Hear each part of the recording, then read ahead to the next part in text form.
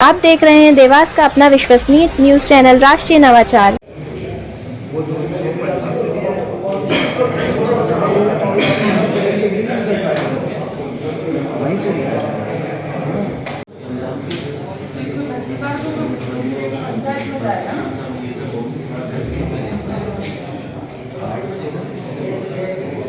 क्या आए थे आप? सर सरफ्ती से आया हूँ मैं।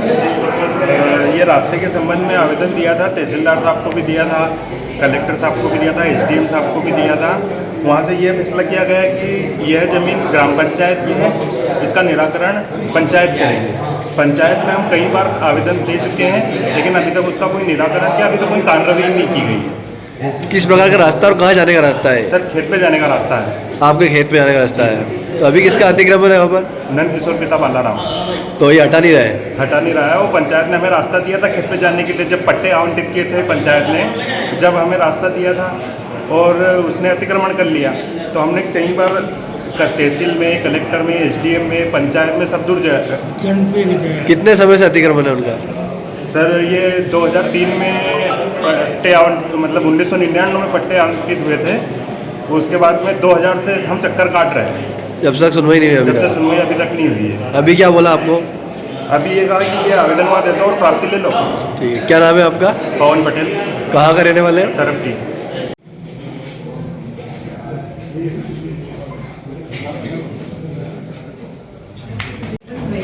बहुत बड़ा ऑलमोस्ट पिछले 10 सालों से हम रिक्वेस्ट कर रहे हैं उसको प्लीज़ कवर करें, पर इतनी गंदगी फैली रहती है, कोई कवर ही नहीं करता। वो मुझसे टेंडर निकाला, किसी ने लिया ही नहीं।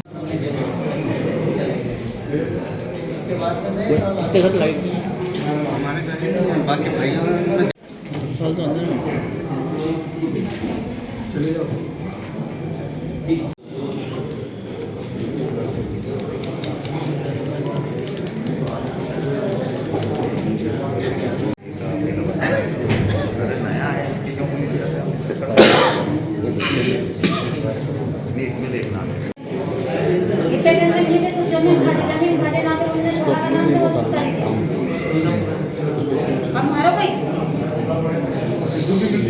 हाँ हो गई। कम मतलब 17 में नहीं, मेरा नाम राजेश्वर। ठीक है। रीना के पति हो गया। यहाँ के पहुँचे थे आप? मेरे पति ने औरत के लिए रायसन में नौकरी करता है आयन, और मेरे इतने दिन के तो कहते थे कि तू ज़मीन खाने रहे। मेरे सासू ससुरा शांत हो गया, तेरे साथ में सासू ससुरा भी रहेगा। सासू ससुरा शांत रही, वो सासू ससुरा शांत हो गया, तो अब उन्हें दूसरी औरत का लड़का था, तो उनका नाम से वसत बना के उस ज़मीन भी उसका नाम से कर दी। और मेरा कौन हूँ, मैं तो अनपढ़ हूँ। कितनी जमीन है? सिंधु लाल जी की जमीन कितनी है? 7 बीघा, 14 बीघा, 2 भाई के 7-7 बीघा ही। तो उनने 7 बीघा ही कर दी दूसरे के नाम? उन्होंने 5 बीघा कर दी, 2 बीघा बची और सिर्फ वो भी देना नहीं चाहते। वो भी देने नहीं चाहते। तो क्या रायसन में नौकरी करते थे? हाँ, रायसन में नौकरी, कलेक्टर ऑफिस में। तो आपका क्या नाम है? अमृत भाई। अमृत भाई, ठीक है। आपके कितने क्या बच्चे हैं? हमारे एक लड़की है, कोई लड़का वगैरह नहीं है? लड़का नहीं है। एक ही लड़की। क्या मांग करिए अपने कलेक्टर साहब मैं तो से? आधा हिस्सा मांग रही सब। मैं आपको सब ठीक। आधी जमीन भी चाहिए, आधी नौकरी भी चाहिए, आने घर में भी हिस्सा चाहिए। कहाँ रहूँ साहब, मैं तो मर जाऊँगा। क्या होएगा, मेरा बच्चा ही कहाँ होगा? कौन से गाँव में है जमीन? जोले में।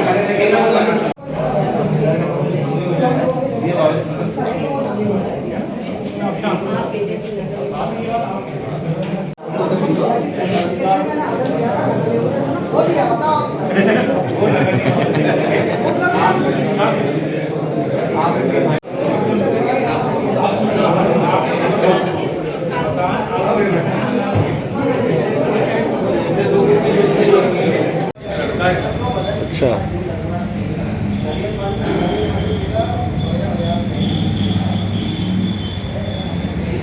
को लेके पहुंचे कलेक्टर कार्यालय आप? बाबूजी, मैं ग्राम टिनोनिया का रहने वाला हूँ, जिला देवास, तहसील देवास, मध्य प्रदेश।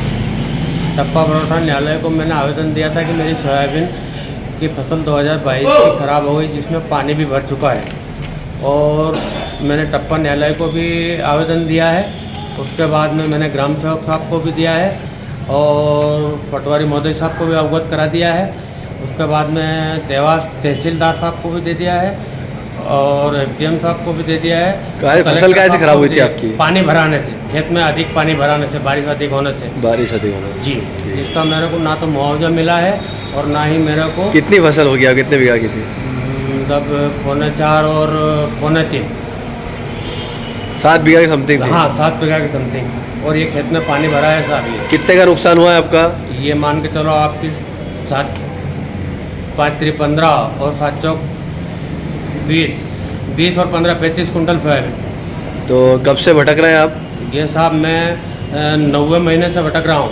अभी तक सुनवाई नहीं हुई आज आपकी? तक मेरी ना तो सुनवाई हुई है और ना ही मेरे को फसल बीमा मिला है और ना ही मेरे को मुआवजे की राशि मिली है। अभी क्या बोला कलेक्टर साहब ने आपको? वो तो बस कागज ले लेते हैं और बोलते हैं करेंगे, पर बाकी मैं टेंशन में साहूकारों के पैसे इतने हो गए हैं मेरे ऊपर कर्ज कि रोज़ मेरे घर पर आके वो अनेक प्रकार की गालियाँ भद्दी गालियाँ दे रहे हैं और कोई मेरी जिला प्रशासन सुनवाई नहीं कर रहा है, ना ही बीमा वाले कोई सुनवाई कर रहे हैं, ना मेरा मुआवजा मिला है, ना मेरे को आर्थिक सहायता मिली है। मेरे घर में यहाँ तक की नौबत आ गई कि मैं भूखे मरने की कगार पर खड़ा हूँ। आप कोई भी सुनने को तैयार नहीं है, ना जिला प्रशासन ना बीमा ऑफिस वाले। कहाँ पर आपकी ज़मीन है? ग्राम टिनोनिया, जिला देवास, तहसील देवास। क्या नाम है आपका? मोहन सिंह, पिता कुंवर सिंह, जाति राजपूत। क्या समस्या है? मैं सर आज कलेक्टर ऑफिस में आया हूँ। प्रधानमंत्री आवास संबंधित ग्राम टोककला, जितेंद्र वर्मा, पिता विष्णु प्रसाद वर्मा, तहसील टोकपुर, जिला देवास का रहने वाला हूँ। और मैं आज चौथी बार जन सुनवाई में आवेदन कलेक्टर साहब को अवगत कराना है इस मामले से। मेरी 2 किस्त डल चुकी है और 6 हाइट तक मेरा मकान भी बन गया। इसके बाद मेरी प्रधानमंत्री आवास किस्त कुछ गाँव के लोगों ने रुकवाई है, कुछ नेतागण ने, और इसके कारण मेरी मकान भी जर्जर हो गया है और काफ़ी परेशान हूँ। जनपद सीओ को भी मैंने आवेदन दे चुका हूँ, जिला पंचायत को भी दे चुका हूँ, कलेक्टर साहब के पास भी चौथी बार मैं आया हूँ। इसके बाद 2 किस्तें मेरी डल चुकी है, जांच भी सारी हो गई। मैं पात्र होने के बावजूद भी मेरी किस्त को रुकवाया गया। पहली किस्त कब आई थी आपको? पहली किस्त मेरे को 22 अगस्त को मिली थी। जब से आपने घर बनाना चालू कर दिया? घर बना लिया 22 अगस्त गई थी। फिर एक किस्त वो 15,000 की डली थी, एक 40 की डली, और मास्टर प्लान भी पूरा मेरा डल गया है।